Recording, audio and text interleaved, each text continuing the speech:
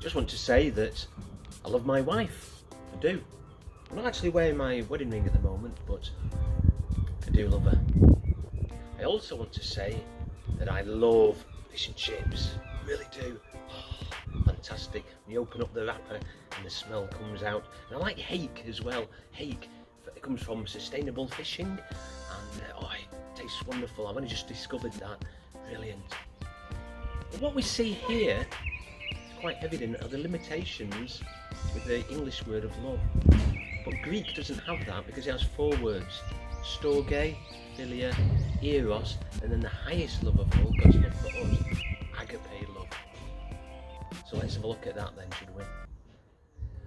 So Storge love, we can find that in Romans chapter 12, verse 9 and 10, and it says, love must be sincere. Hate what is evil, cling to what is good, be devoted to one another in love. Honour one another above yourselves. So that would be Storge love. Love where it's familiarity. It could be like work colleagues. You've just come together by chance and you look out for each other. So that would be Storge love. So the next love then is filial love.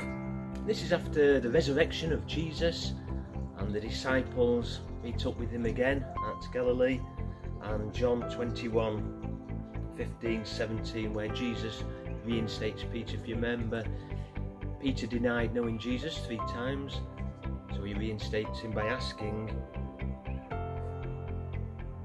When they'd finished eating, Jesus said to Simon Peter, Simon, son of John, do you love me more than these? Yes, Lord, he said. You know that I love you. Jesus said, feed my lambs. Again, Jesus said, Simon, son of John, do you love me? And he answered, yes, Lord, you know that I love you. Jesus said, take care of my sheep.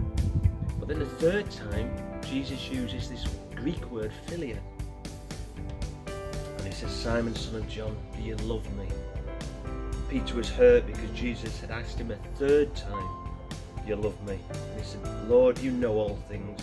You know that I love you. And Jesus said, feed my sheep. So that's an example of filial love. Now the next love, eros, doesn't take much imagination. And Hebrews 13 verse 4 would be an example where it is used. It says, marriage should be honoured by all, and the marriage bed kept pure, for God will judge the adulterer and all the sexually immoral. So there's a difference with eros love, that like the animal instinct, the love of a woman, and the difference between the love for a particular woman, and that's worth looking into there. That would be eros love, and there's a danger with eros love about that becoming a god in itself. And then finally we have agape love, and we find that in the famous 1 Corinthians 13, love is indispensable, and that's the unconditional love, God's love for us. And it says, if I speak in the tongues of men or of angels but do not have love, I'm only a resounding gong or a clanging cymbal. If I have the gift of prophecy and can fathom all mysteries and all knowledge, and if I have a faith that can move mountains, but I do not have love, I am nothing. And so 1 Corinthians 13 goes on, you can read that through. And these 3 things remain: faith, hope and love. It's brilliant. It's worth looking into agape love if you want to understand God's love for you, because he's a God who loves you. God bless you. The Lord, he loves you. You have a great day.